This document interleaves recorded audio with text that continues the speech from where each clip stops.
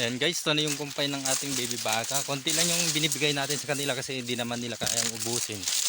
Sayang lang din. What's up guys, ayan nagmotor lang tayo at nandito na tayo sa bukid. At pupuntahan na naman natin yung ating baka at kalabaw. Ayan, dito lang din tayo lumalakad guys. Ayan na nga mga lods, ay papunta na tayo dun sa ating mga baka at kalabaw. Ayan. At nandito na tayo sa ating baby baka mga lods. At kukuha lang tayo ng konting kumpay na naman na ipapakain natin sa kanya. Dito lang din tayo kukuha ng kumpay. Ayun, malapit lang yan. Ayan yung baby baka natin. At dito lang sa taas mismo. At magkukumpay na nga tayo. Samahan nyo naman ako guys. Ayan na nga, magkukumpay na naman tayo. Yan lang guys yung magkumpay. Ayan guys, ito na yung kumpay ng ating baby baka. Konti lang yung binibigay natin sa kanila kasi hindi naman nila kayang ubusin. Sayang lang din. Kaya mas maganda yung paunti-unti para kaya nilang ubusin yung binibigay natin pagkain sa kanila. Ayan. Ayan na nga, naibigay na natin. At pupuntahan naman natin yung dalawang baka at magkukumpay naman tayo para sa kanila at para mabusog na naman yung ating mga baka. Ayan.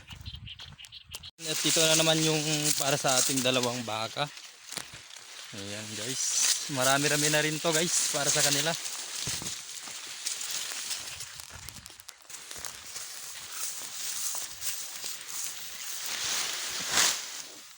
Ayan nga guys, para sa ating dalawang baka yan. Yan na nga guys, natapos na tayo sa pagbibigay ng pagkain nila. Ayun, pati yung maliit na baka natin at dito sa dalawang baka. Ayan, pupunta naman tayo dito sa ating kalabaw.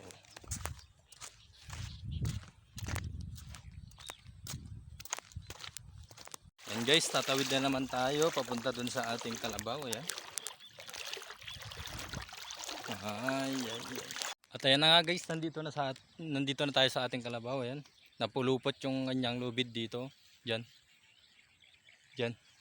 Napulupot yung lubid niya diyan, kaya tinanggal na natin. Kaya lagi tayong pumupunta dito para makita natin yung ating alaga. Umaga at hapon tayo pumupunta dito para matiyak natin na naligtas yung ating kalabaw. Ayan, yung ating mga alaga. At ayan guys, ay nilipat natin yung kanyang tali para makain niya yung damo dyan guys ng ating kalabaw. Ayan, pauwi na tayo guys. Nakakahilo magtaktak ng kanyang tali. At ayan guys, ay nandito na tayo sa ating motor. Pauwi na tayo. Ayan, panda rin na natin.